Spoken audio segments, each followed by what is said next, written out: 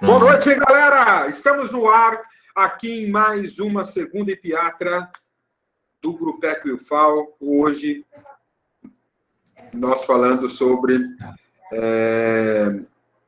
ozonioterapia em equinos, né? Então, isso é um tema que a gente tem abordado em várias conversas nas últimas semanas aí.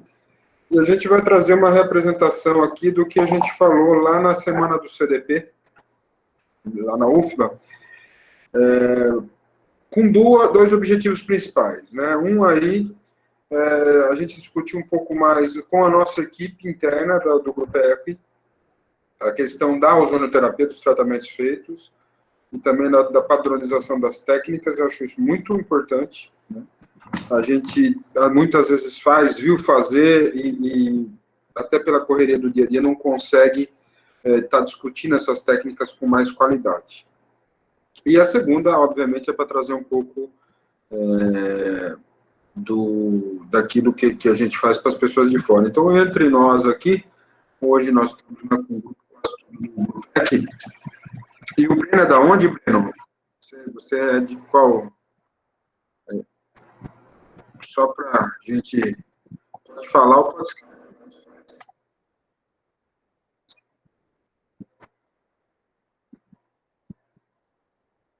Breno? A gente tem aí, né, agora o Breno e o Binho, né, Marques, que são não são do né? Mas, então, eu só queria saber, para a gente dar uma contemplada aí, o Breno é de qual? Ele é veterinário, de qual instituição? E a ideia da gente já está interagindo, tá? Batendo papo mesmo, nada muito formal. A gente tem muita coisa para falar, então eu vou agora compartilhar com vocês a tela. Vamos ver aqui.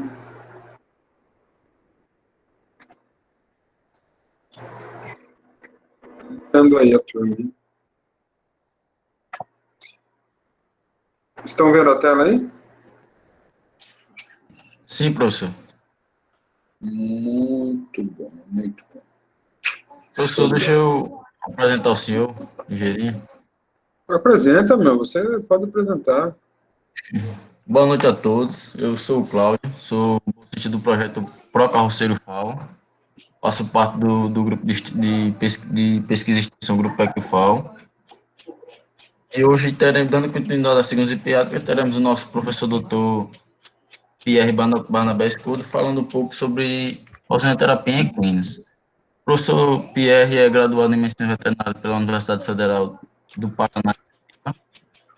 Possui especialização em cirurgia e anestesiologia de grandes animais na Faculdade de Medicina Veterinária e Zootecnia da Universidade Estadual Paulista Júlio de Mesquita Filho, especialista em acupuntura veterinária pela Associação Brasileira de Acupuntura Veterinária e Conselho Federal de Medicina Veterinária em 2016, possui mestrado em Medicina Veterinária na área de Clínica Cirúrgica Veterinária pela Unesp, é doutor em Ciências na área de Biotecnologia pelo Programa de Pós-Graduação do Instituto de Biotecnologia da Universidade Federal de Alagoas. De 2001 a 2008, atuou como diretor clínico da Vetpolo Consultoria Veterinária, Pesquisa e Saúde em Indaiatuba.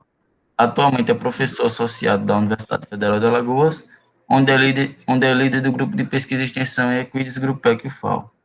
É orientador do curso de mestrado em Inovação e Tecnologia integradas à Medicina Veterinária para o Desenvolvimento Regional, da UFAO, e no mestrado profissional em Propriedade Intelectual e Transferência de Tecnologia para Inovação em Rede Nacional. Possui ponto focal na Universidade Federal de Alagoas. A gente do projeto queria agradecer a disponibilidade do senhor professor e pode ficar à vontade e nos explicar muito bem sobre ozônio, que é muito importante para nós. Muito obrigado, Cláudio, né? Sempre um grande anfitrião. Tenho visto ele receber aí os nossos parceiros de fora. Mas, então, hoje nós vamos falar um pouco do ozônio, e a ozônio, ela é faz parte, né, do nosso dia a dia no Grupec, no ambulatório do Grupec. É o nosso Grupec que eu sempre gosto de fazer, por mais que vocês façam parte dele, mas muitos de vocês novos e as pessoas de fora, né, eu sempre gosto de forma rápida a gente falar um pouco dele, né, desse grupo que tem aí, vai fazer 11 anos, fez 11 anos, vai fazer 11 anos agora em agosto, outubro, desculpa, e né, a gente sempre buscou pesquisar os cavalos, os equídeos, auxiliar as comunidades e construir perspectivas sustentáveis. E a ozonoterapia, ela entra um pouco nisso, né? Quando a gente sai lá de São Paulo, daquele ambiente dos cavalos de polo, de Indaiatuba, do nosso hospital que era privado, que já naquele momento, lá em 99, já tinha os seus cursos práticos, aí como nessa figurinha aqui embaixo. De repente a gente, né, vai para Maceió, vem para Viçosa ser professor da UFAL, e acha que ia, né, começar ficar tranquilo, né, na beira da praia, sossegado. Mas de repente a gente vê, né, que tem as vaquejadas, que a gente tinha muito, né, que ajudar ainda nesse esporte, principalmente na questão ética associada a ele, e esse ambiente foi o ambiente que realmente nos fez repensar toda a nossa atitude, né, enquanto ser, enquanto servidor público, né, o que a gente poderia fazer nessas situações de vulnerabilidade, e daí a gente adentra aí num ambiente que, para mim, era um tanto quanto novo, apesar da gente ter os serviços sociais lá na VetPolo, a gente tinha 2 vezes por ano as capacitações para as pessoas das faculdades, principalmente do Sudeste e do Sul, que iam muito lá, mas a gente sempre atendia os animais de carroceiro, que levavam hortaliças e tudo mais. Mas quando a gente chega em Maceió, a gente vê que realmente esse número é um número exorbitante, é um número aí de 3 mil, 4 mil animais na capital, e fora a força motriz, né, o que ela representa nos interiores da Alagoas. Muitas vezes a gente, então, vive, muitas vezes não, né, semana passada, né, o próprio Cláudio estava junto, é normal ver esse tipo de imagem. E o grupo de pesquisa, né, eu gosto sempre de trazer isso sem nenhuma vergonha, ele surge de um projeto de extensão que hoje, né, o Cláudio está aí como bolsista, o Ítalo, que é o Pro Carroceiro, mas que surgiu lá em 2009, antes de surgir o grupo. Eu cheguei na UFAL em janeiro de 2009, e ele já surge em fevereiro, março, o Carroceiro Vet Legal, pelo tanto de número de carroceiros que a gente via na capital e também nos interiores, com ações em vários lugares do estado. E com isso começou a surgir situações que a gente tinha técnicas que nós tínhamos que improvisar. As trepanações, né, com o animal em quadrupedal foi uma delas, as cirurgias, né, a campo, e uma dicotomia, né, que nos trazia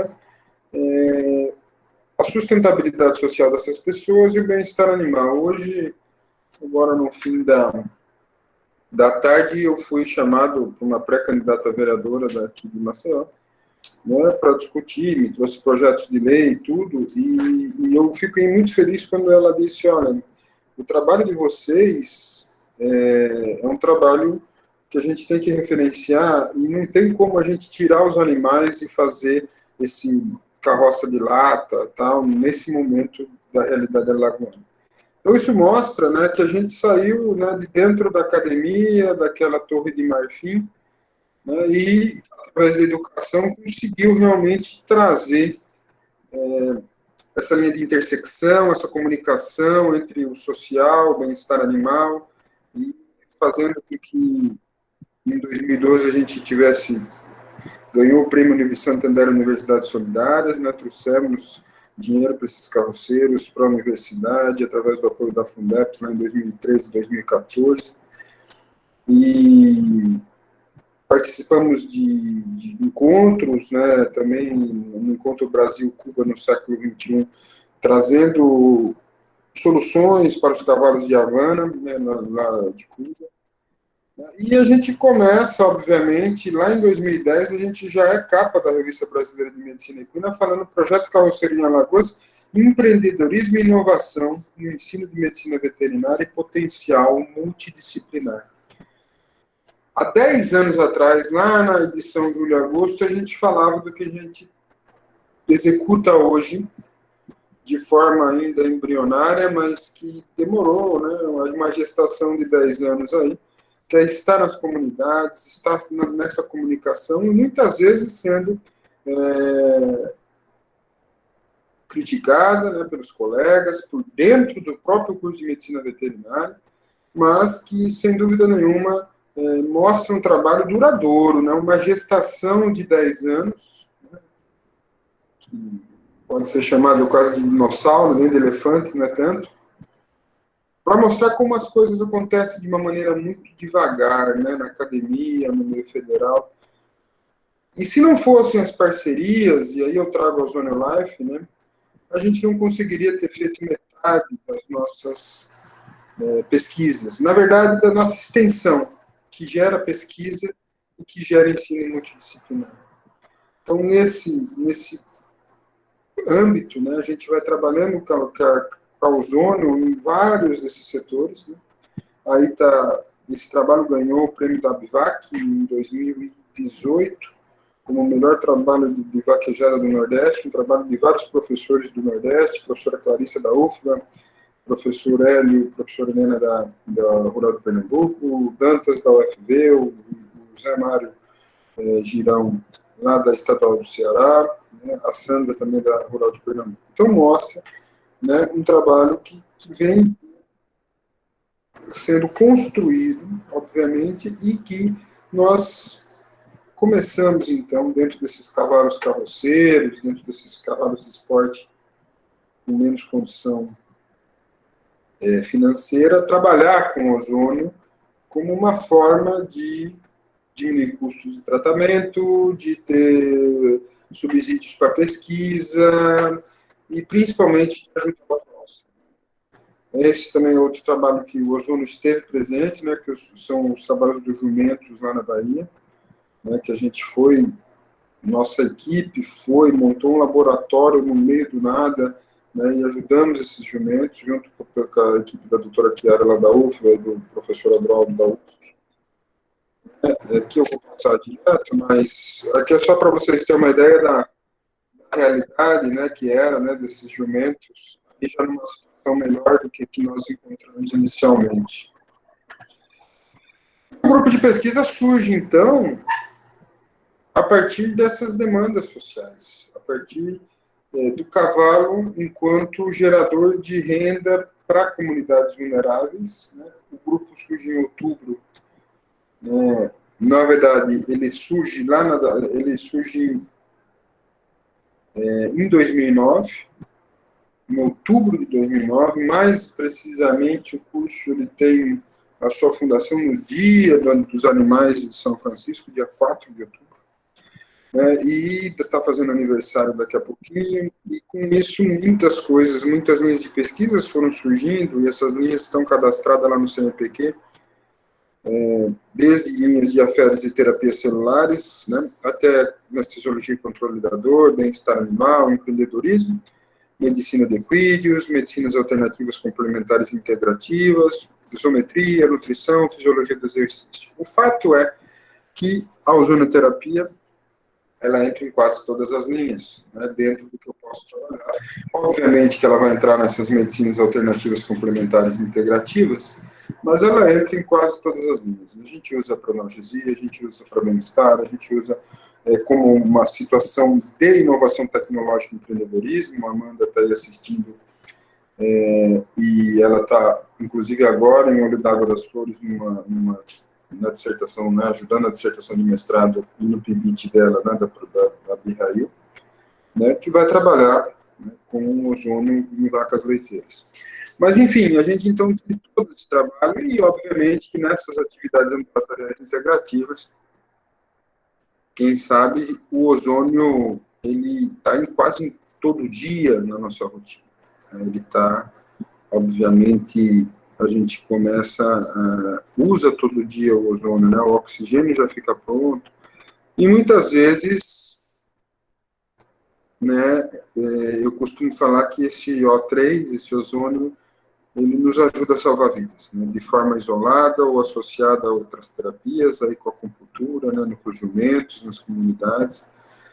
Mas o principal é falar um pouco sobre essa ozonoterapia, desmistificar alguns milagres aí, né, que são colocados e falar que nenhuma terapia é totalmente perfeita e nenhuma terapia é inútil. Né? A gente tem o Instituto Brasileiro de Ozônio e suas aplicações. Nós temos a ozonoterapia hoje em caráter experimental pelo Conselho Federal de Medicina Veterinária. Semana passada, o professor Jean, o professor Sarmento apresentaram à comissão, né, do CFMV, o ozônio, e estamos com muita esperança, né, de que o ozônio seja normatizado, entre aspas, como é na fisioterapia, como é na odontologia, dentro da medicina veterinária, e não vire mais uma técnica de pesquisa. Então, isso é o nosso principal objetivo, né, dentro da ozonoterapia. Em relação aos objetivos da noite de hoje, eu gostaria de falar muito sobre as principais vias de administração em equinos, e aí aproveitando toda a nossa equipe, né, para tentar realmente padronizar, né, como fazer, por que eu faço, por que eu não faço, quais são os steps operacionais. Um pouco das nossas práticas clínicas, já que geraram alguns trabalhos, e fazer as considerações finais. Então, nossos objetivos da noite de hoje, eu quero deixar bem claro para vocês que as práticas clínicas, muitas vezes a gente vai passar de uma forma rápida, mas eu queria muito que vocês, principalmente do grupo, prestassem atenção nas vias de administração, prestassem atenção nos steps operacionais dessas vias de administração, porque isso vai ajudar muito no nosso cotidiano, no fortalecimento do conhecimento que vocês já têm da ozonoterapia. Vamos lá, vamos falar um pouco dessas principais vias de administração. Para isso, a gente vai ter que fazer, obviamente, uma breve introdução, né, sobre o ozônio, né, sobre a ozonoterapia. Que, na verdade, quando eu falo ozonoterapia, não quer dizer que eu vou ter ozônio só, naquele gerador vai transformar o oxigênio que entra em ozônio 100%. Na verdade, a gente fala de um MOO, uma mistura oxigênio-ozônio. E se vocês forem também nos trabalhos internacionais, vocês vão ver que eles sempre tragam com ozônio-oxigênio, né? Quer dizer, eles trabalham sempre com essa questão da mistura. Essa mistura, só para vocês terem uma ideia, de ozônio com oxigênio, ele vai ter de 0,05% a 5% de ozônio só.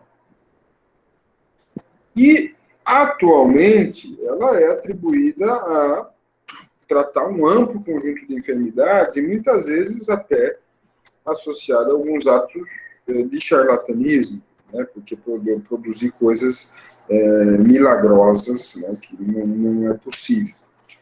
O fato é que nós temos toda uma via, né,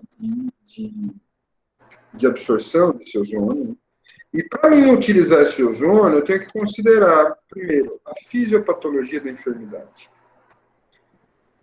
Eu não posso usar ozônio por usar. Eu tenho que ver o perfil clínico e laboratorial do paciente.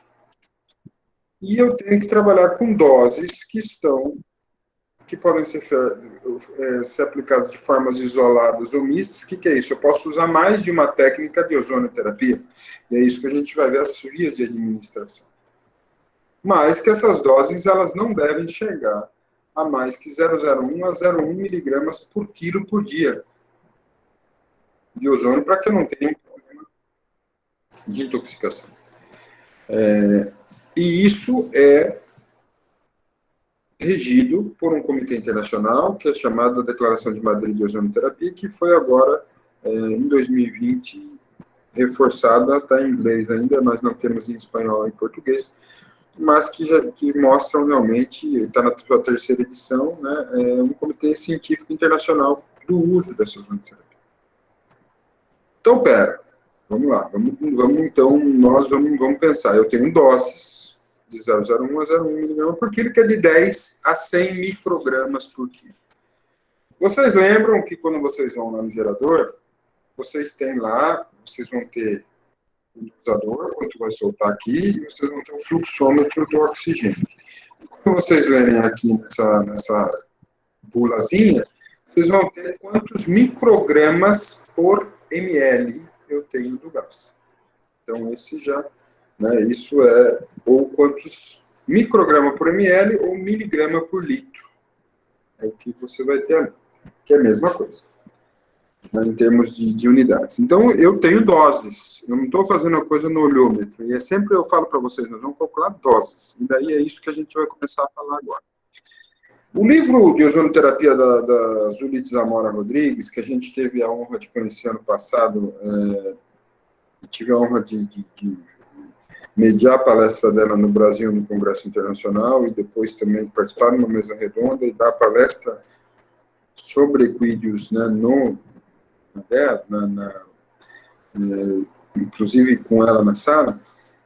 Ela fala quais são as recomendações, né, para o uso de ozônio. E ela vai trazendo algumas recomendações básicas aqui, né, quanto eu poderia de usar de microgramas por quilo, em local, em sistêmico e enfermidades. Bom, a gente daqui a pouco vai ver essa tabela. Mas, uma coisa que a gente tem que entender. Esse ozônio, lá na concentração de 0,05 a 5, eles vão se ligar às membranas duplas lipídicas celulares. Essa ligação vai fazer com que eu tenha liberações de peróxido de hidrogênio, que é água oxigenada, hidróxido peróxido, ozonídeos, lipídios oxidados, por causa da ação do ozônio, e que eu vou ter, então, uma ação oxidante leve que vai desencadear uma ação antioxidante endógena. Então, o ozônio, em concentrações altas, ele é oxidante, em concentrações baixas, ele é um oxidante que ele estimula, entre aspas, uma ação celular antioxidante. E por isso ele é considerado, né, hormese, né? Em doses altas ele é veneno, em doses baixas ele é remédio. Nos casos crônicos, a gente sempre inicia com baixas doses, por isso que eu falo, começa assim, vai aumentando. Então isso é importante para que a gente tenha isso na cabeça, por que a gente faz, né, essa atualização quando a gente está em um grupo.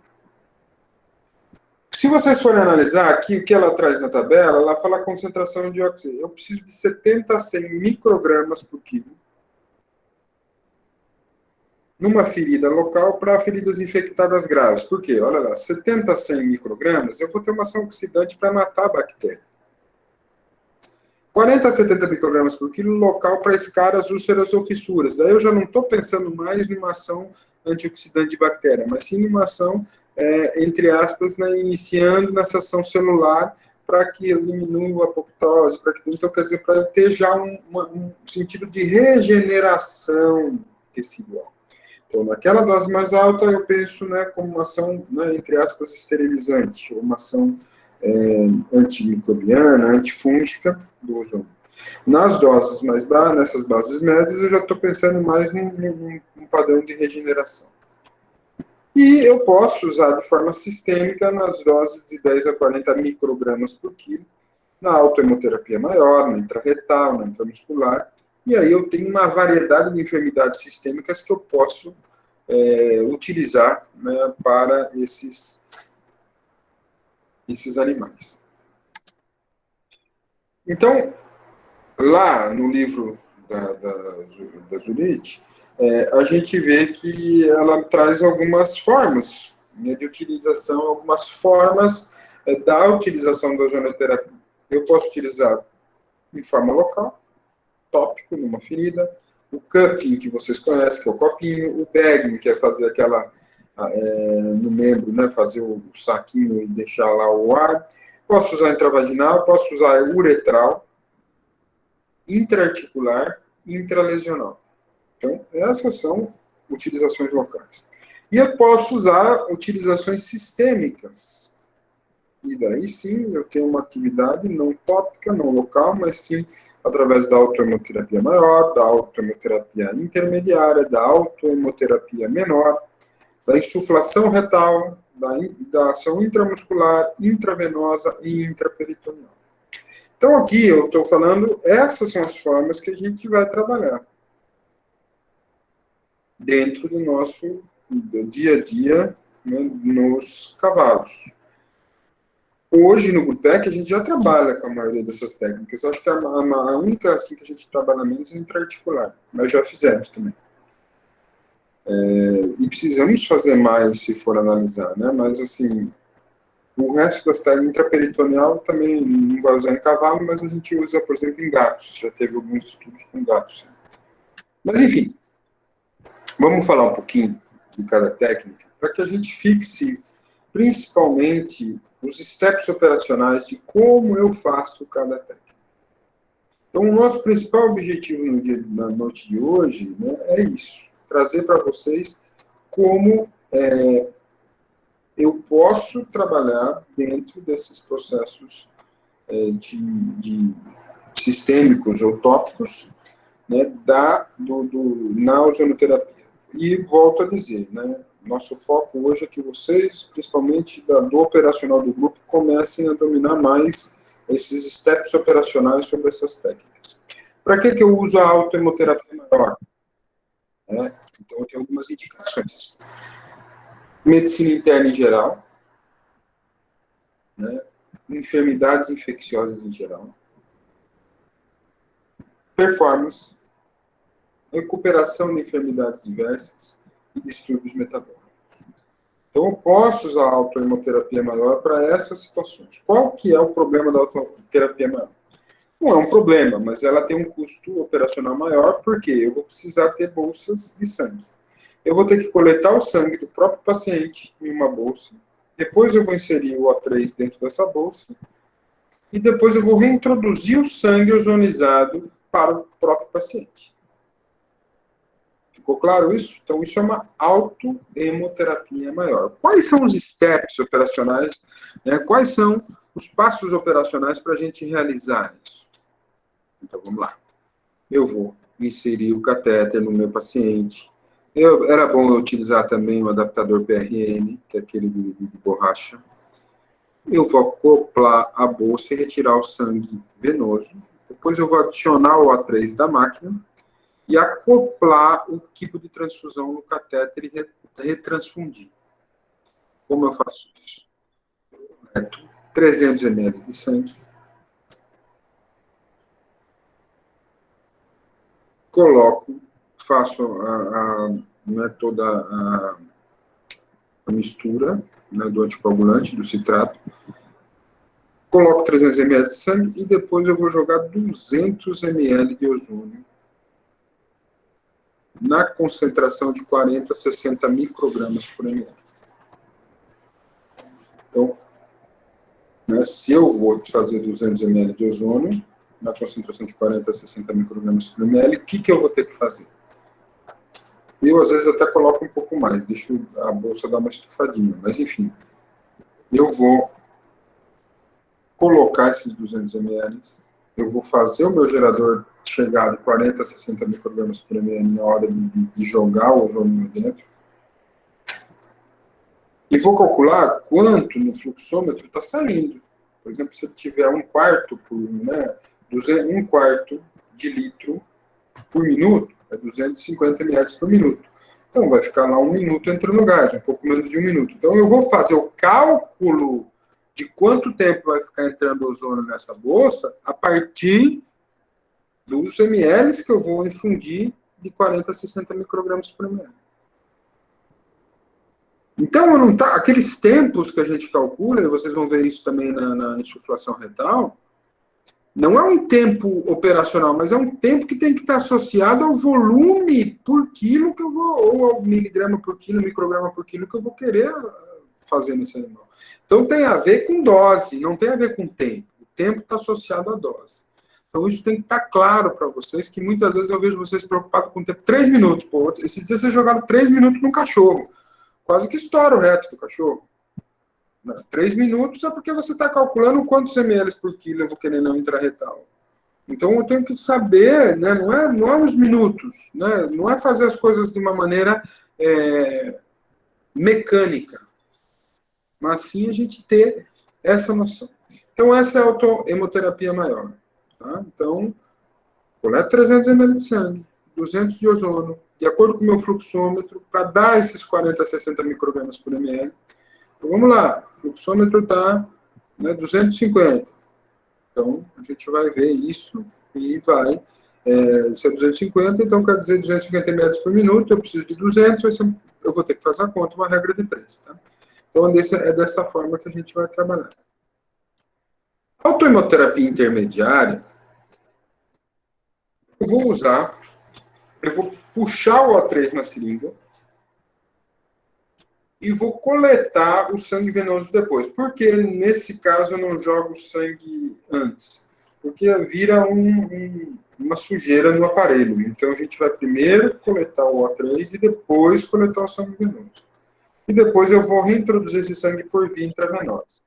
Elas têm as mesmas indicações da autohemoterapia maior, mas ela tem uma ação mais contundente em relação à imunomodulação. Então, essa autohemoterapia, que a gente às vezes faz pouco, é uma autohemoterapia muito interessante para os nossos potros, e não nos neonatos que a gente atende, os potros da pediatria. Então, para animais de pouco peso, né, que nem, vocês podem fazer amanhã, já está liberado vocês fazerem a potra, que foi operada da hérnia. Podem fazer nela? Pode. Numa de pouco peso, você tem dificuldade de coletar sangue, você não tem bolsa de sangue, então é uma técnica que fica mais fácil de fazer. Você vai ter todos os passos operacionais também. Pega uma seringa de 60, lembre-se, olha, eu uso uma bolsa para um animal de 200 quilos. Aqui, eu uso para adultos 2 seringas de 60 ml. 30 ml de ozônio, encho 30 ml de ozônio, mais ou menos também entre 40 e 60 microgramas por ml, e depois eu completo com mais 30 de sangue que eu vou tirar com um scalp 19G. Para adultos eu uso 2, para o potro, se vocês forem usar amanhã, vocês vão usar uma seringa de 60, 30 de ozônio, puxa no coisa com 60 microgramas por ml, depois pega um scalp e vai misturando lentamente na seringa, e depois você reintroduz no sangue por via intravenosa no paciente. Essa é a autohemoterapia intermediária. Ok? Vocês estão em silêncio porque vocês estão dormindo? Ou vamos lá, todo mundo dando um ok aí? Tá todo mundo dormindo mesmo, viu? Tá tudo. Tá. Um soltou só o K mesmo, né? Não precisou nem do ok. Mas vamos lá, gente. Então, essa é a autohemoterapia intermediária, que também você vai retornar com esse sangue ozonizado, né, por via endovenosa ou intravenosa. E eu tenho a autohemoterapia menor, que ela é uma técnica sistêmica, mas ela está entre a sistêmica e local, porque eu posso aplicar em pontos também. E também de acupuntura. Então, essa autohemoterapia menor é o que a gente usa muitas vezes para transporte, dermatologia, imunidade, né? Hoje, por exemplo, eu passei a ver um cavalo que estava com bastante papilomas. Então, a gente já tem umas técnicas de autohemoterapia para papiloma com aplicações de ponto de acupuntura, com resultados muito bons. E daí, com a autohemoterapia menor, você vai ter uma ação mais eficaz, com mais eficácia. Então, em caso de imunidade, a gente usa bastante, principalmente relacionado a animais que vão ser transportados, enfermidades infecciosas, alergias, tanto na obstrução recorrente das vias aéreas, nas doenças inflamatórias das vias aéreas, nas neoplasias no intralesional, e eu posso fazer também pontos de acupuntura ou pontos de lesões intratendinas ligamentares com essa autohemoterapia menor. E, obviamente, nós, né, até pela questão da acupuntura, usamos muito a associação da autohemoterapia menor em acupontos, né, nos pontos de acupuntura. Então, vamos lá, steps operacionais. Quais são os passos? Mesma coisa, seringa.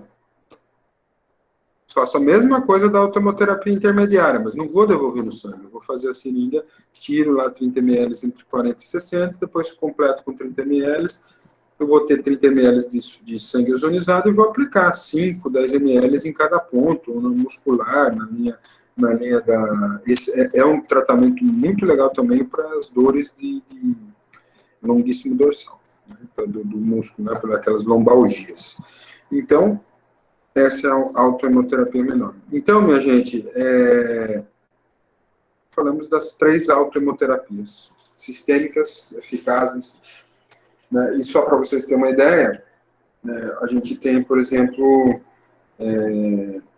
a autohemoterapia maior sendo utilizada, né, a gente vai falar também, mas nesses tempos de Covid a gente já tem trabalhos com autohemoterapia maior e com insuflação retal, né, em pacientes com Covid com bons resultados. Então aí, né, é a autohemoterapia menor, em que o pessoal está aplicando, provavelmente essa mão é de um de vocês, né, tirando o sangue com 19G, já lá com os 30 ml de gás, e depois reaplicando em pontos de acupuntura. Então, aí mostrando para vocês, né, que realmente, né, em potros, né, aqui no caso foi tirado da mãe e colocado no potro, mas, né, a gente pode fazer com muita frequência, a gente faz com frequência isso. Esses pontos, né, a gente começou a trabalhar com essa autohemoterapia em pontos de acupuntura, sem ser ozonizado, lá em 2012, né, quando a gente fez os primeiros 8 casos de animais de comunidades que foram, que a gente não usou antibiótico nem anti-inflamatório, e a gente castrou esses animais e usou autohemoterapia nos pontos de acupuntura. E aí estão os pontos que a gente usou, né, ponto da imunidade, bexiga 23, bexiga 60, vaso governador. E sempre fazendo a orquiectomia em posição quadrupedal e depois só utilizando sangue. Então hoje a gente pode, né, a autohemoterapia menor, teoricamente não temos nenhum trabalho ainda científico nisso, mas com certeza a gente deve ter ações melhores com esse sangue ozonizado. Outra situação aí, esse trabalho nosso de 2006, que fala, né, quando o Dr. Marvin Kane veio no Brasil em 1999, eu tive a honra de ficar com ele 3 dias, né, aprendendo muito com aquele mestre da acupuntura, falecido aí há 2, 3 anos atrás, criado por índios no Kentucky, e uma sensibilidade fantástica que nos ensinou aí o diagnóstico da EPM pela compressão. A gente usa, então, também pode usar nesses pontos de acupuntura que estão aí, a aplicação do sangue ozonizado na autohemoterapia menor. Vamos falar um pouco da insuflação retal, que é o que vocês mais fazem, né, na rotina do Grupep. Muita segurança, baixo custo, não tem que ter seringa, não tem que ter nada, e é a sistêmica mais utilizada em nossa rotina. Então, posso usar para a medicina interna em geral, por isso que eu gosto de usar em todos os pacientes.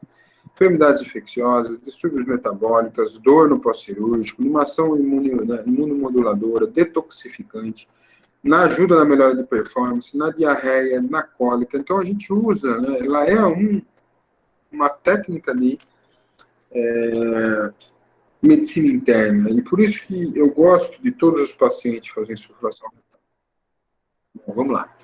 Quais são os passos para a gente realizar essa insuflação retal? E agora nós vamos lá puxar a orelha de vocês. Eu vou introduzir uma mangueirinha lubrificada por 5 centímetros do reto, fechar, né, o ânus, e vou calcular para a insuflação retal. calma, 5 ml por quilo, na concentração de 15 a 25 microgramas por ml. Eu posso começar com 9, com 8, quando eu começo.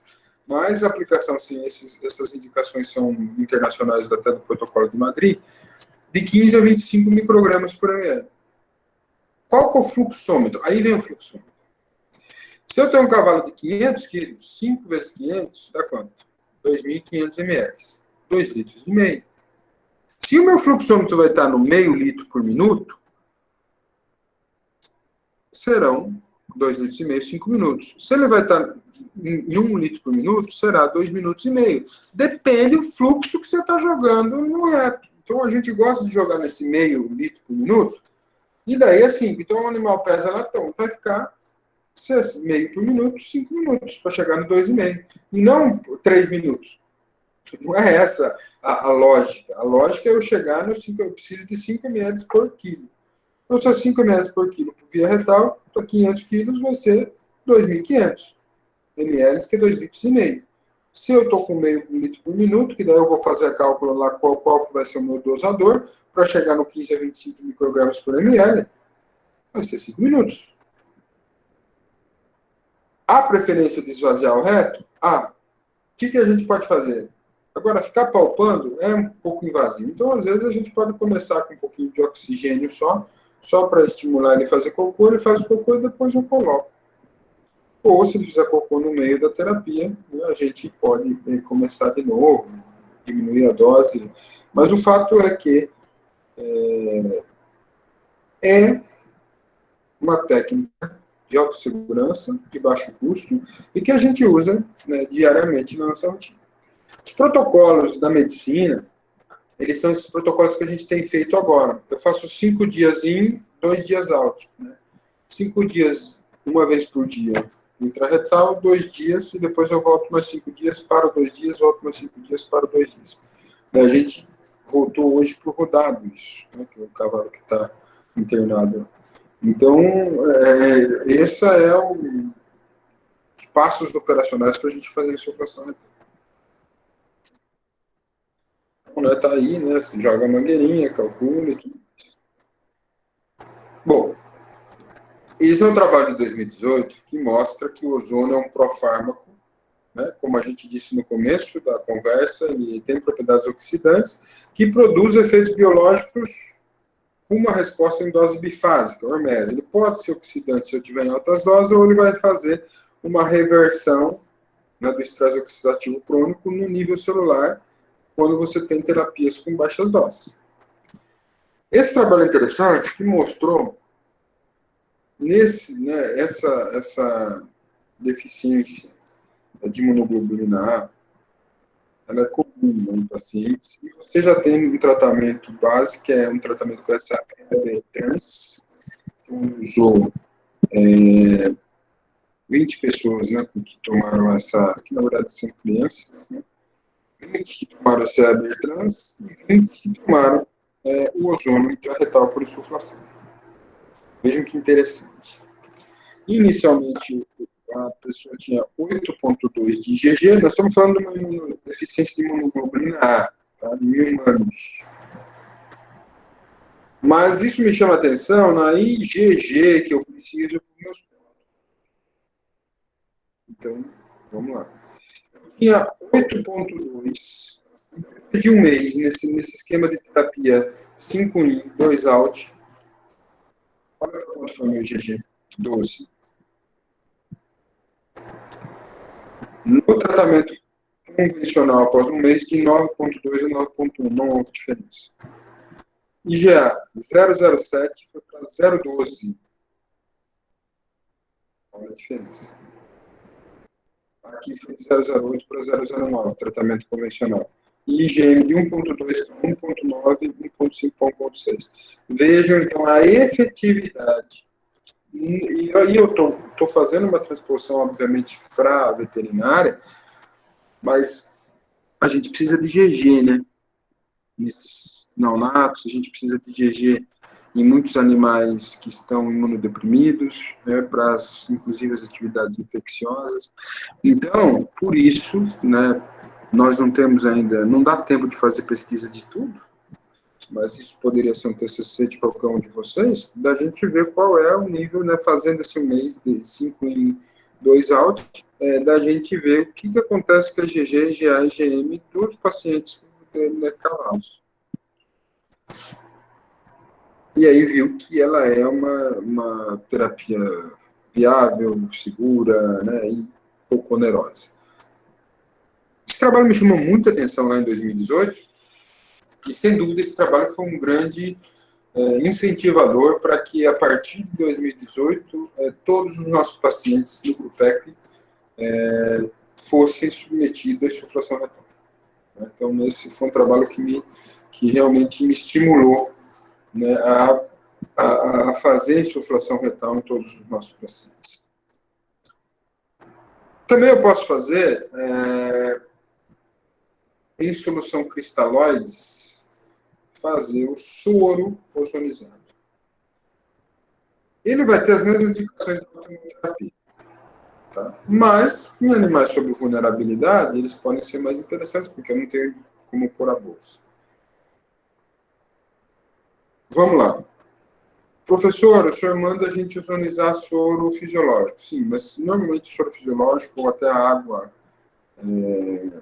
destilada, a gente usa mais para ferida, para lavar a ferida. Se eu for fazer um intravenoso no paciente, é interessante eu fazer o hiperlactato, porque você pode ter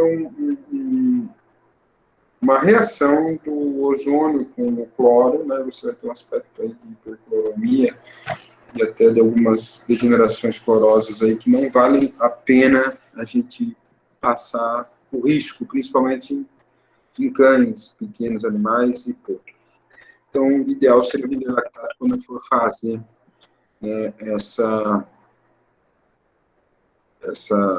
o uso dos cristalóides ozonizados. Como que eu vou fazer esses steps operacionais? Vamos lá, vamos falar das técnicas que vocês fazem hoje, que eu falo, deixa de 7 a 10 minutos. Bom, concentração de 40 a 60, de novo, microgramas por ml, máximo. Então, a gente chega no máximo, eu der para jogar no máximo lá, reinfunde do paciente com máximo 30 minutos. Então, eu tenho que fazer, em 30 minutos, estou jogando o paciente para não perder. Ele não tem estabilidade, como tem no óleo, tá? Nas soluções cristalares. Então, eu tenho que fazer muito rápido essa reinfusão no paciente, o mais rápido possível. Se eu tenho o cálculo de desidratação, que a gente não vai estar aqui discutindo, mas eu acho que o animal pode tomar 5 litros de soro no processo de desidratação, eu posso trabalhar com 10 a 20% dessa reposição de cristalóides, né? Só para vocês terem uma ideia, e nós podemos usar de 2 a 4 ml por quilo, né, em casos clínicos que eu precise disso.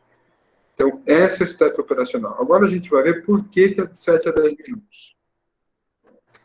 Aí vocês vão ver, né, a fluidoterapia fechado, né, essa fonte que eu jogo, né, a entrada do A2, do A3 aqui, e lá o ideal é eu deixar lá, né, tirando 100 ml, deixar no ar para sair o ozônio excedente. Né? Hoje, a gente faz isso, né? Porque, na verdade, a gente joga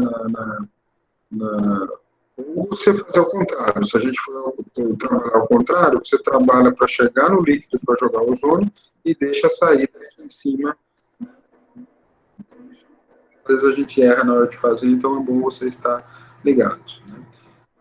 Você pode fazer, né, a infusão do ozônio entrando, aqui é a equipe que vai sair, e aqui seria, então, a saída do ozônio, que é o filtro, que hoje a gente muitas vezes faz no ar, né? Mas você pode jogar esse ozônio e voltar para o filtro do seu aparelho, que está aqui atrás. Então, vê que a gente já está trazendo algumas coisas novas aí para vocês em relação a essa metodologia. Então, aqui você vai saindo, né? Entra, saída, né? Eu estou tentando sair com esse coisa aqui atrás. Então, esse seria o a verdadeira função, né, de você ozonizar uma solução, tanto para lavagem quanto para...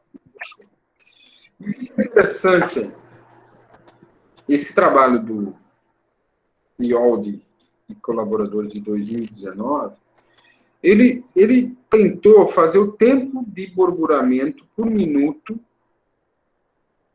tá? Então, ele teve vários tempos, 5, 10, 15, 20, 30, 40, 60 minutos.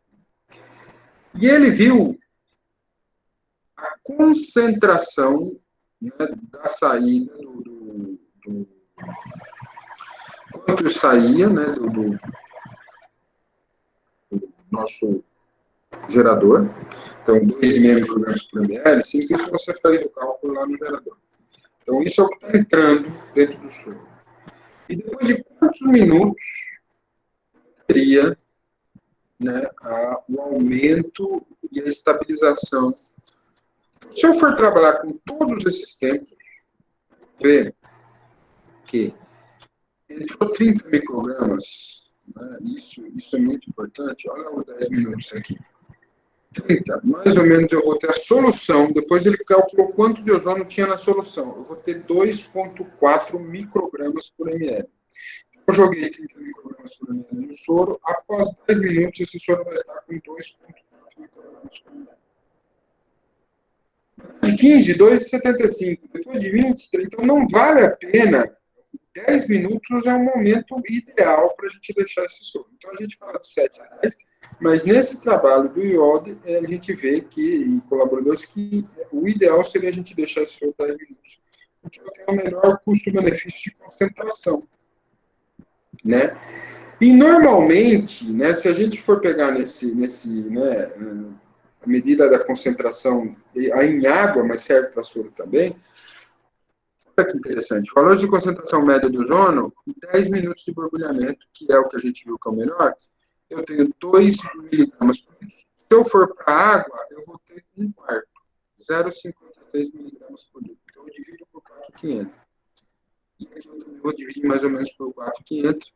E quando eu estou trabalhando com NaCl, vai ser um pouquinho menos. Mas o que estou mostrando aqui é que 10 minutos é o ideal. Então, quando vocês vão fazer o borbulhamento do nosso soro, que vocês usam diariamente no ambulatório, o 10 minutos seria o ideal.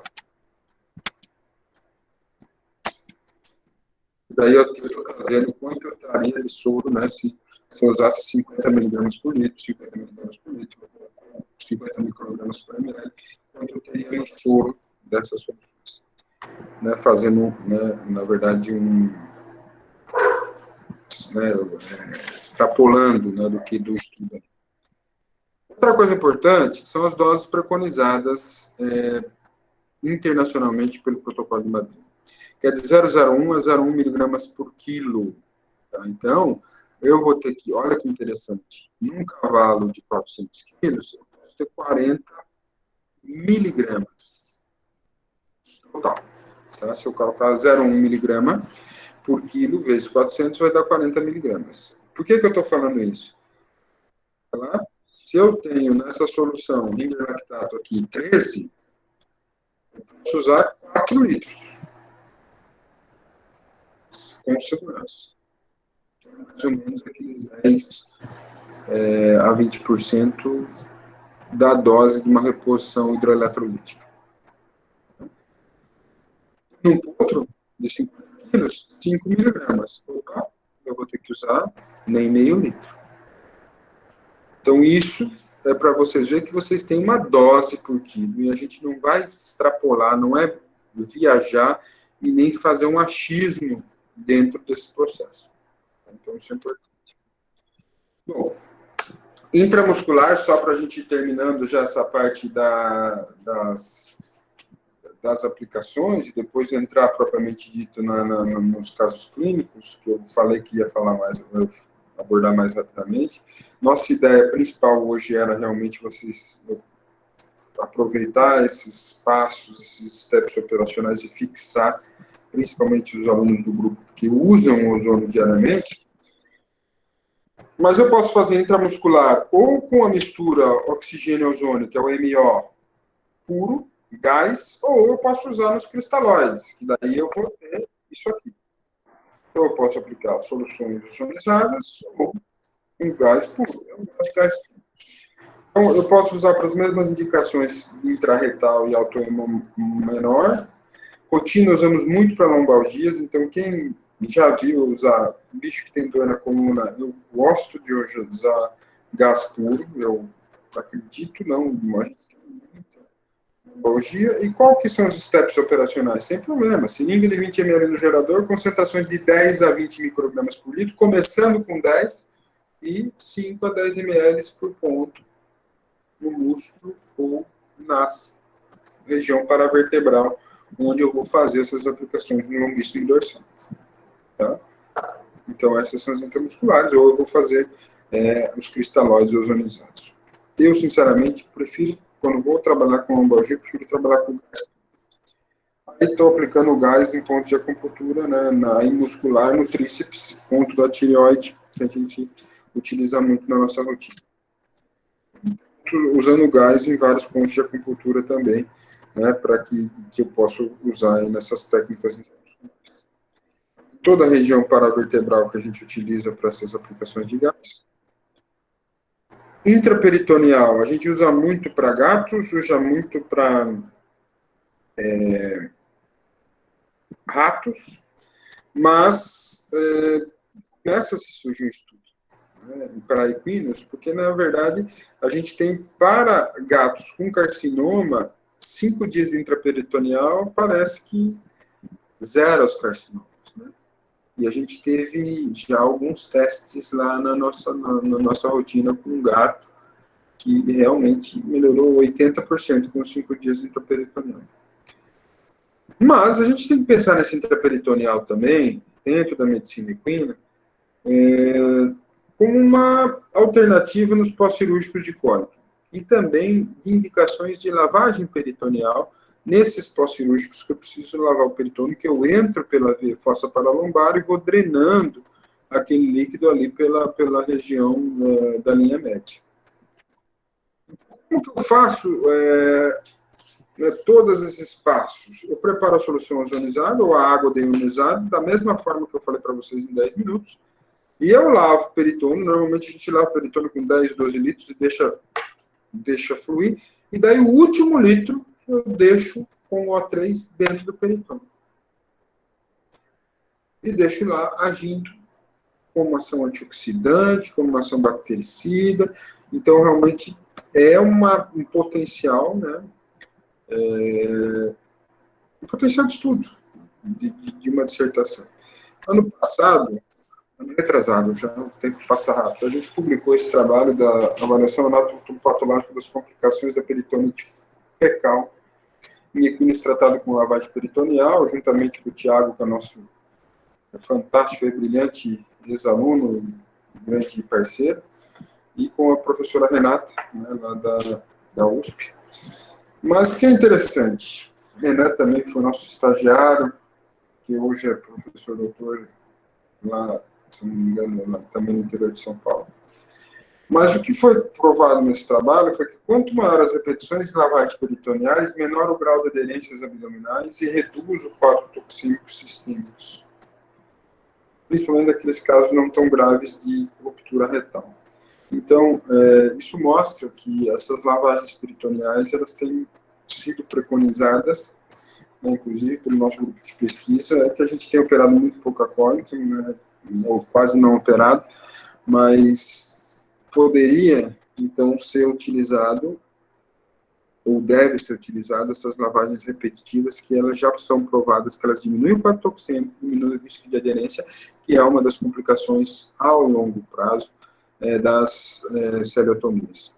Então, tá aí, né, por que não a gente não introduzir o ozônio nessas lavagens? Bom, e agora a gente vai para o local. Né? Locais, a gente pode usar os óleos, cupping, bag, intravaginal, intraarticular, aplicações de M, intravaginal. E, obviamente, principais, né, que a gente sempre fala do ozônio nas enfermidades dermatológicas, nas feridas, nos tecidos desvitalizados, em dermatites, em atopia, em pós-operatório, em picadas de inseto e necrose. Calma, gente. Isso a gente vai ter que fixar aqui agora. Posso usar nas neoplasias cutâneas, nas fraturas expostas, nas úlceras de córnea, nas uveites, nas afecções podais. Posso. Mas existem técnicas, e principalmente as concentrações a gente deve estar pensando nesse momento. Normalmente, se eu vou usar um bag, que nem está aí do lado esquerdo, eu vou usar de 20 a 30 minutos. Normalmente a gente usa de 5 a 10 minutos on, depois eu desligo, deixo lá, off, e eu repito 2 vezes isso. A gente deixa a bolsa com orifício único, para facilidade de uso. E, professor Jean, e eu acho que esse é um dos grandes erros operacionais hoje de quem usa ozônio, a gente tem que pensar que o cavalo, dentro das suas fases de reparação cutânea, ele tem um processo de inflamação, um processo de granulação, um processo de epitelização. E essas doses de ozônio, elas vão diminuindo conforme a fase. Eu posso usar uma dose de 30 a 50 microgramas por ml numa fase de inflamação, que está tudo sujo. Por exemplo, o nosso paciente... Esqueci o nome dele, mas daqui a pouco eu lembro. Vamos ver se vocês lembram o nome de quem eu estou pensando. Tá vendo? Tá todo mundo dormindo. Cara. Fiz de propósito e vocês não lembram. Mas, enfim. Nós temos uma ferida infectada hoje no grupo que poderia começar, então, com um bagging de 1 a 2 semanas de dose de 30 microgramas, 30 a 50 microgramas por ml.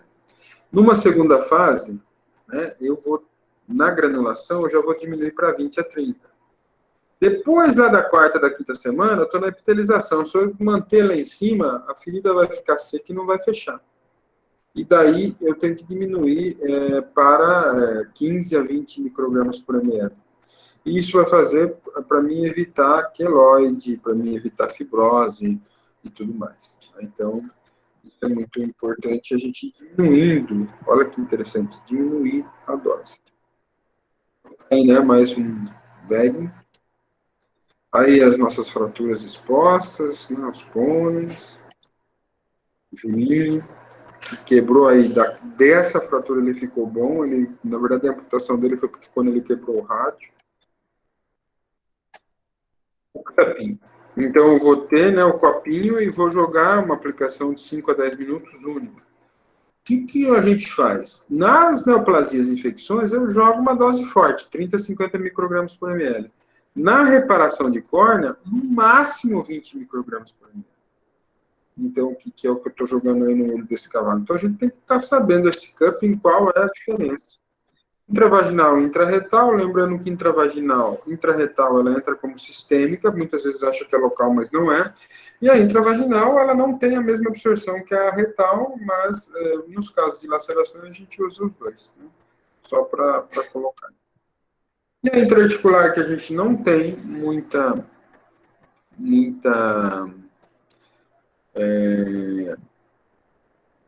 experiência, né? A gente já fez em 2 ou 3 animais, mas pensando sempre que quando você faz uma intraarticular, você tem que pensar na antisepsia cirúrgica, e eu vou colocar o gás puro na articulação.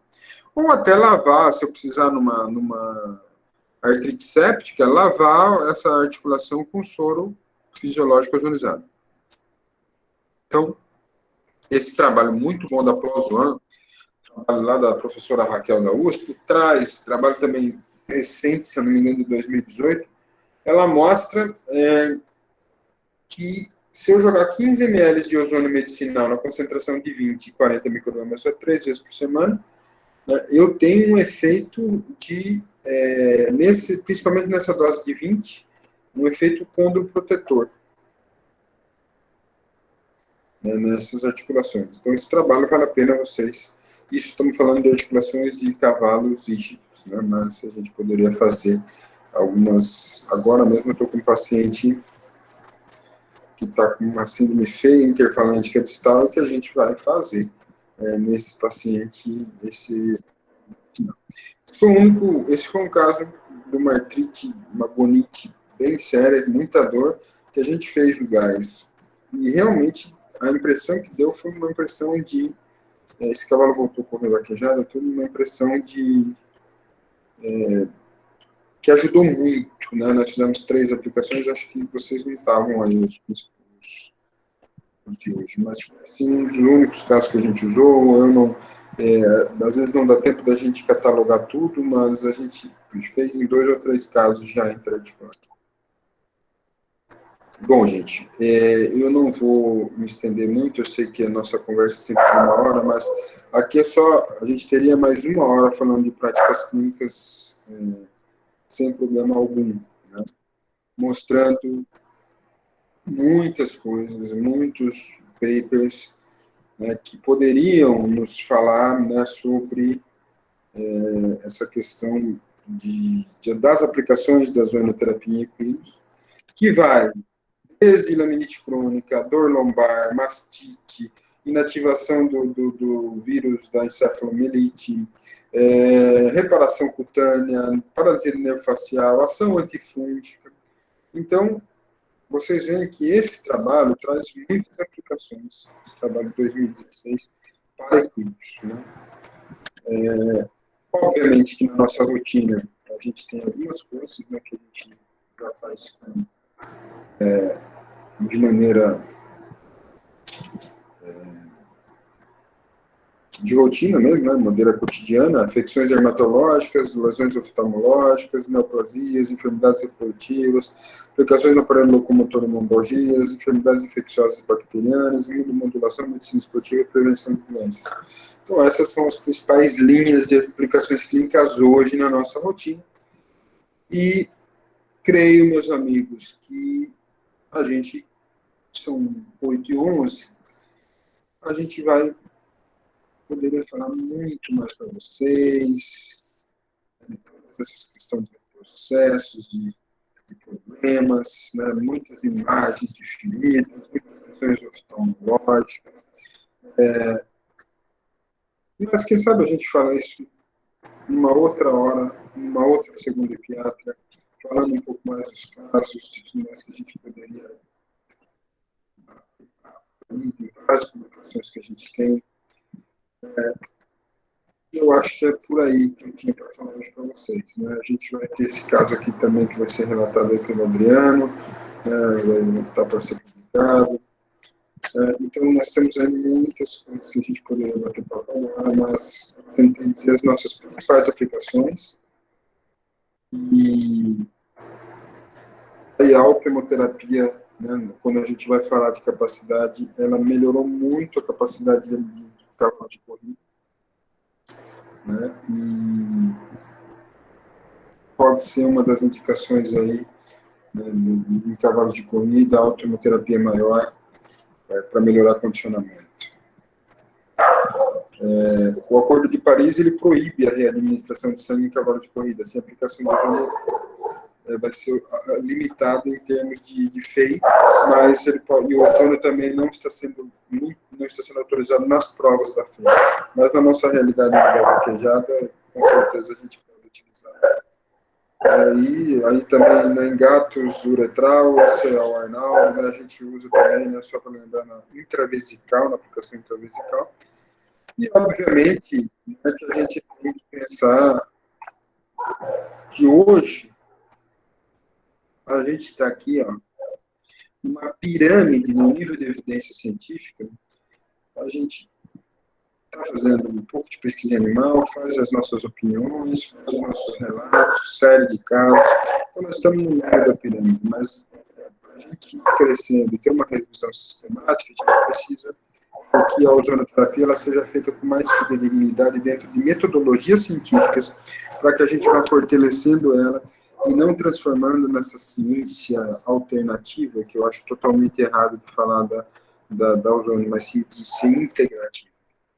Então, hoje a gente utiliza, na maioria dos casos clínicos cirúrgicos, na rotina ambulatorial nossa, a gente tenta constantemente divulgar os resultados clínicos de pesquisa, por isso que eu falo, a gente não consegue registrar tudo, mas a ideia era que isso fosse registrado. E, obviamente, que nossa ideia futura em relação ao ozônio, a gente tem indicações de técnicas isoladas ou associadas como uma tabela de indicação. Por exemplo, nas aféreses terapêuticas, que a gente trabalha também com essa parte de aféreses, Em humano, a gente tem nesse trabalho desde 2003, nessa revista Transfusão, que é uma revista 1, a categoria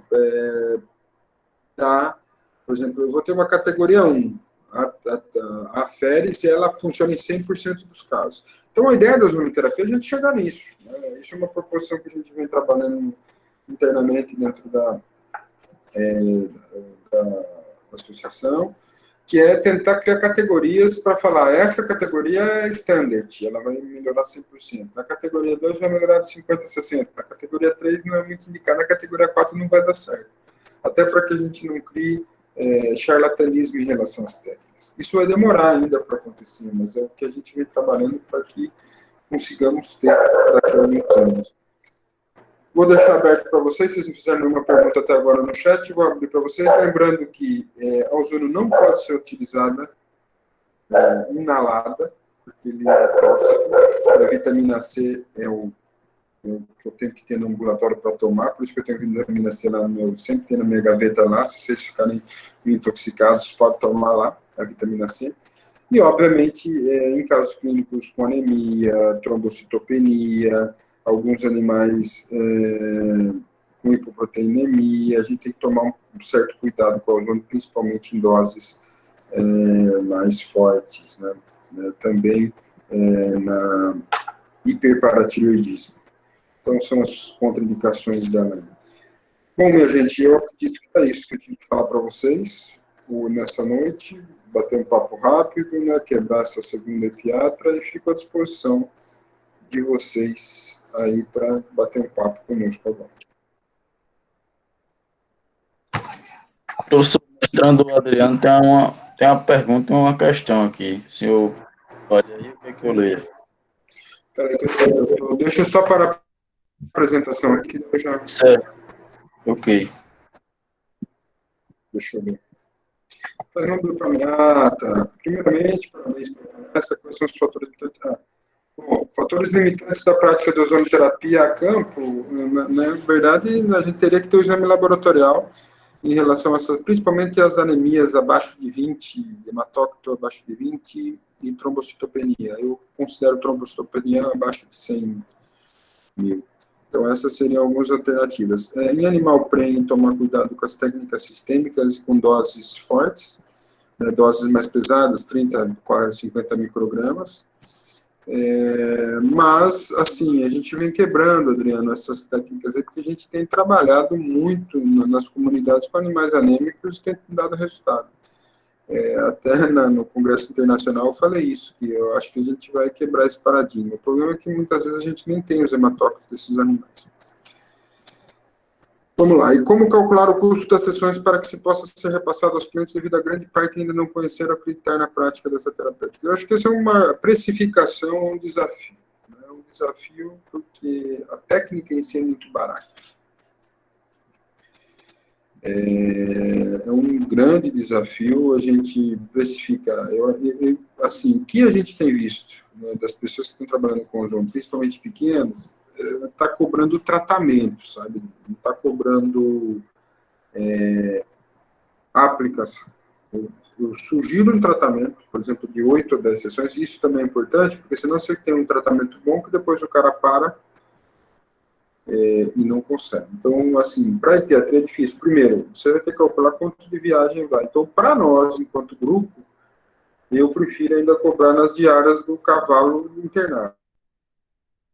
Que está indo no campo para fazer as aplicações, nem é tanto o preço da aplicação, mas é o preço do seu tempo de deslocamento para ir até lá.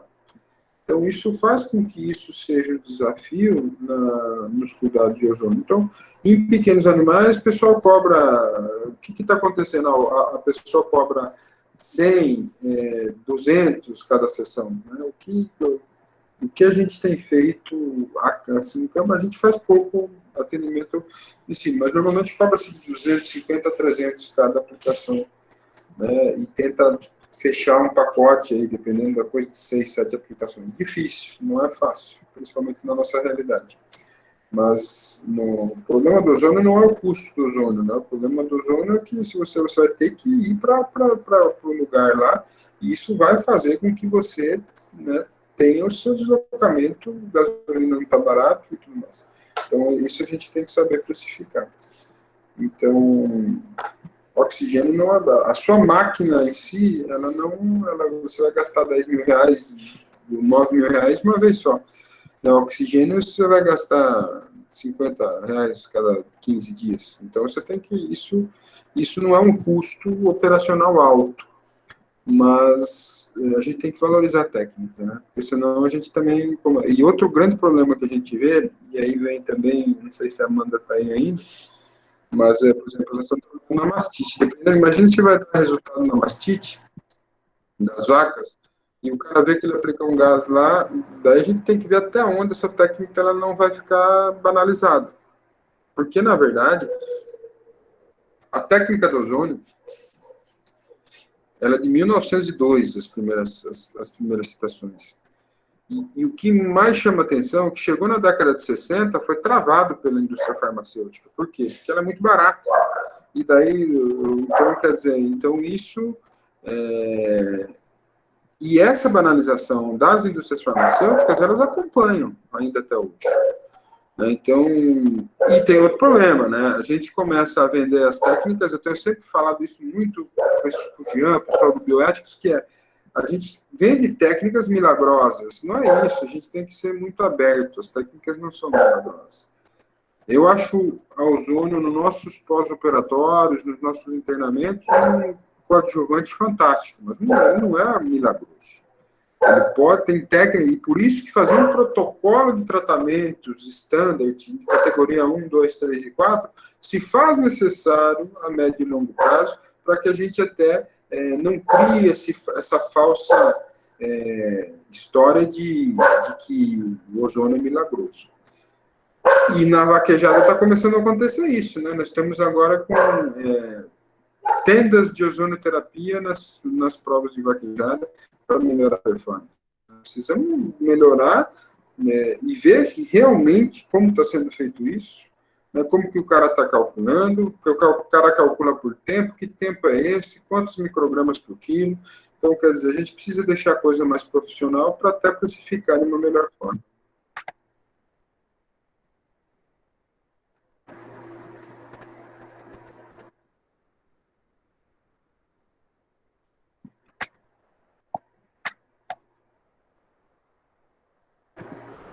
Nas vaquejadas faz do... Bom, então, isso precisa até ver, sabe, Adriano? Não é, a FEI não indica ozonoterapia durante as provas. Ela proíbe. Tá? Então, não é, ela é considerada doping durante prova, sim, mas antes da prova não tem como medir. Então, tem animal que entra feito o ozônio, mas durante as provas, nas provas da FEI que são organizadas, não pode O3 durante, mas antes pode. Você pode ter feito na porta, antes de entrar no parque, mas nas provas mesmo não. Porque, na verdade, ela já está provado, esse estudo da autohemoterapia maior, por exemplo, do Japão, que não deu tempo de falar, que ele já prova que ele aumenta. Agora saiu um de 2020, abram Arquivos Brasileiros de Veterinária, que ele fez intrarretal. Fez diferente da gente, mas já deu também aumentou o hematócrito, aumentou, então quer dizer, já é provado que o ozônio melhora a performance, melhora a capacidade aeróbica. Então, quer dizer, isso, por exemplo, para os animais, principalmente para os animais de enduro, os animais de prova de marcha, já é doping. Né? Agora, meu grande questionamento é o que eles fazem nesses pacientes de tiro curto, né, que são os pacientes, são os cavalos de vaquejada, por exemplo. Aí a gente teria que fazer um estudo mais amplo e realmente ver o que ele melhora, a capacidade muscular, será que ele, por essa ação ali nos receptores NF-K2 das membranas, ele poderia diminuir o aumento de AST? Não sei. Aí são coisas aí para a gente, quem sabe, estudar mais tarde.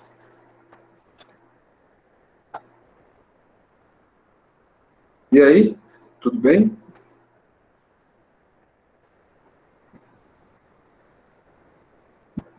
Tem um criador aqui de uma galera machadora que acredita muito no A3. Ele tem até uma máquina que queria testar o A3 nos animais de prova dele para ir na praga mineira. Seguindo esse raciocínio de melhor performance. Então, o que dá para fazer, se ele tem os animais de prova, se você quiser fazer aí vem outra, né? A gente está, inclusive, com o laboratório da UFBA aberto para os mediadores. Falei ontem com a professora Consuelo, a gente está com o laboratório lá à disposição para ver alguns mediadores fisiológicos, né? Que a gente poderia pensar tanto nessa parte de AST, quanto nessa de biópsias, também alguns proteínas de fase aguda, alguns mediadores aí, né? Enzimas musculares. Pode ser interessante, além dos hemogramas, né? Pode ser que, se tiver esse estudo, dá para, se ele tiver bastante apoio e tiver aí o aparelho, né, pode ser uma ideia de mudança de dissertação, por que não?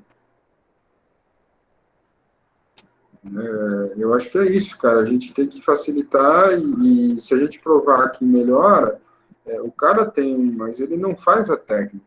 O cara pode ter o aparelho, mas ele não tem a técnica que a gente não pode estar... Esse bate-papo que a gente tem hoje aqui, inclusive da divulgação desse vídeo, Cláudio, a gente tem que tomar muito cuidado onde divulga, né? Porque, na verdade, eu dei passos para vocês aqui de operação, que são passos que demoraram alguns anos para me ter, né?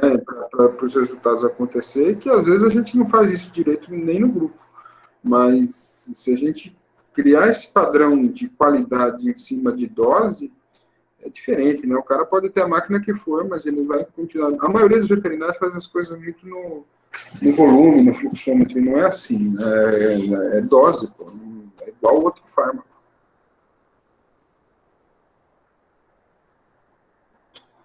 Então, aí você pode fazer uma parceria, toca lá a parte de imunológica, faz um grupo de autoimuno maior, outro de insuflação, e se ele tiver bastante animal, e pega os mediadores e vai medindo, né, durante um mês, aí, que nem fez o cara do Japão. Pega esse trabalho do Japão e depois eu te mando, pode ser uma ideia. E acho até que é mais fácil de aprovar do que o outro. Mas, enfim, é isso, né? Claudião, aí é com você agora, né, cara? Mais perguntas, estamos à disposição. Alguém tem mais alguma pergunta? Eu quero uma pergunta do Ibeli, que ele tá bonito aqui com o cinto de segurança, tá seguro. Vai, Ibeli, faz uma pergunta para Oi, nós. Benes, perguntou. Rapaz, esses caras eles só ligam, viu, Claudio? Só liga, só o Adriano. O Adriano está interagindo. Só, o Breno, então, já perguntamos para ele: ô Breno, tudo bem contigo? E aí, Breno? De boas? Esse Breno aí, ele só tá. Ele é robô, hein, cara? Tá no Eu acho que ele ligou o computador e dormiu. Rapaz, olha aí. Pô, aqui você. Mas. Vamos encher agora aqui. O Alex tá dando risada, o Alex tá ligado, né? A Amanda dormiu, tá lá em Olhos d'Água das Flores. Acho que ela foi ver as vacas agora. Mas, cara, eu acho que assim, o que era mais interessante, Cláudio, para essa conversa, independente do número de pessoas, era o que eu gostaria que tivesse todo mundo aqui, para falar dos passos operacionais, que eu acho que foi muito boa a palestra, professor. Muito boa. Que era muito importante da gente dar essa esclarecida, né, melhor. Então, acho assim que e a gente que está trabalhando com a máquina, né, fica mais entendível, né? Então eu tentei focar mais nisso. Mostrar casos clínicos, lá no CDP eu mostrei mais os casos clínicos do que essa primeira parte, porque na verdade o pessoal não mexia. Mas como a gente mexe, a ideia era que a gente focasse mais nessa parte das coisas operacionais. Certo. Alguém tem mais alguma dúvida? Daniel Turquia. Daniel tá aí ou não? Daniel tá dormindo, hein, cara? Não é possível que Daniel. Daniel tá em todas também, hein, cara? Vamos ver se ele vai falar um aqui. Fala nada, bicho. O cara tá. E eu acho que dormiu também. Rapaz, Daniel, que vergonha. Tá aqui, tô aqui. Tá aqui. Então, beleza. Daniel também é um cara dos dos marchadores, um mineirinho, né? Então tá aí. Eu acho que é isso, professor. Gente, obrigado. Né? Obrigado a todos. Segundo Ipiatra, sempre aqui. Às vezes eu não consigo estar. Hoje foi corrido, cheguei em cima da hora. Mas, assim... Porque por mais que a gente tenha esses trabalhos transdisciplinares, multi-espécies, a gente não pode deixar de fortalecer a parte da ipiatria e sair também só daquele universo que o ipiatra é o Hoje, por exemplo, eu tive uma reunião importante, né? A gente precisa fazer políticas públicas para os cavalos, né? E não abandonar os cavalos. Então, além da questão do esporte e do agronegócio, que é o que vai rodar o faturamento de vocês, né? Mas nós, enquanto faculdades e até para o aprendizado, a gente continuar focando nessas comunidades, nesses cavalos, que é a oportunidade de ensino, a oportunidade de fazer, de proporcionar responsabilidade social e de gerar conhecimento, né? E o Alan está falando aqui, foi muito boa mesmo. Tinha algumas vezes que ficava um pouco em dúvida em relação ao tempo e à concentração, como, por exemplo, na hora de fazer a água ozonizada. Verdade, sempre ficamos sem entender. Sempre é fogo, né? Ainda bem que você corrigiu para as vezes. Mas, ó, a gente pode falar, pode disponibilizar, pode bater esse papo de novo. Quer dizer, eu acho que é isso. O que eu tenho falado para vocês enquanto grupo é que a gente não pode deixar ser mecânico. Aconteceu semana passada alguns acidentes aqui também na Maceió, por quê? Por causa de mecanicidade. A gente tem que ter um olhar de senso crítico. Dentro de dose, principalmente, às vezes a gente tem preguiça de fazer dose, às vezes a gente tem preguiça, não pode, a gente tem que estar ligado naquilo que a gente está fazendo. Eu tenho falado isso faz tempo, não é o fluxômetro e o tempo, é o miligrama, é o ml por quilo da insuflação retal. E daí o cara, não sei se você estava, mas uma vez, quantos minutos você deixou aí no cachorro? 3 minutos. Eu falei, você vai estourar o recorde do cachorro. Se é 5 ml, sorte que o cachorro era grande. Aí eu cheguei e estava em 30 segundos. Eu falei, pode tirar do ano, já deu, 1 litro por minuto. Então a gente tem que calcular quanto vai fazer de volume. Então isso é importante. E não bobear nas doses, né? Doses altas são oxidantes. Doses baixas, hormese. Vai mexer nos mediadores da membrana, vai mexer em receptores NG, né, NK2F, tem muita coisa interessante. Por isso que o ozônio dá certo para a Covid também, e daí a gente tem...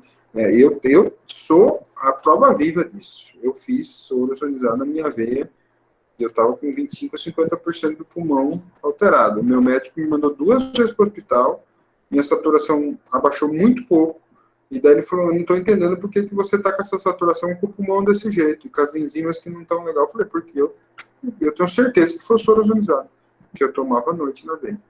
Então, assim, é o que eu costumo falar, eu gosto de também testar aquilo que eu indico, né, para os meus pacientes, e se eu acredito, eu vou usar em mim também. Então, nesse sentido, estou dizendo aqui é meu relato, né, do uso do soro ozonizado em mim, quando estava com a síndrome respiratória, né, decorrente do Covid. Bom, gente, é isso aí. Estou à disposição. Só tenho que dormir até umas 11 da noite, mas estamos aqui. Queria agradecer, sim, professor, a sua disponibilidade. Foi uma palestra muito boa para a gente, principalmente para a gente do grupo, né? Que todo dia está fazendo uma técnica ou outra. E é isso. Queria agradecer a presença de todos. E que segunda tem mais. Quem é segunda-feira? Segunda-feira? É a mestranda Anne, com o retorno dos bloqueios nos membros. Vamos fazer o seguinte, vamos abrir as câmeras aí, fazer um print da tela aí, todo mundo, o que vocês acham?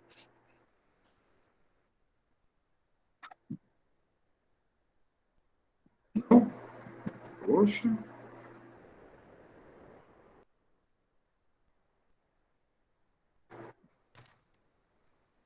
Puta vida, só tô... Não, tranquilo, fica tranquilo, quem não dá, não dá. O Breno, ele tá aqui, eu queria conversar com o Breno. Quem é o Breno, Augusto? Quem é Breno? Rapaz, é o nome do meu tio, um nome que eu gosto muito, Breno. Tá? tio que eu tenho muito carinho. Mas vamos lá, gente. Eu vou fazer um print aqui, né, para a gente deixar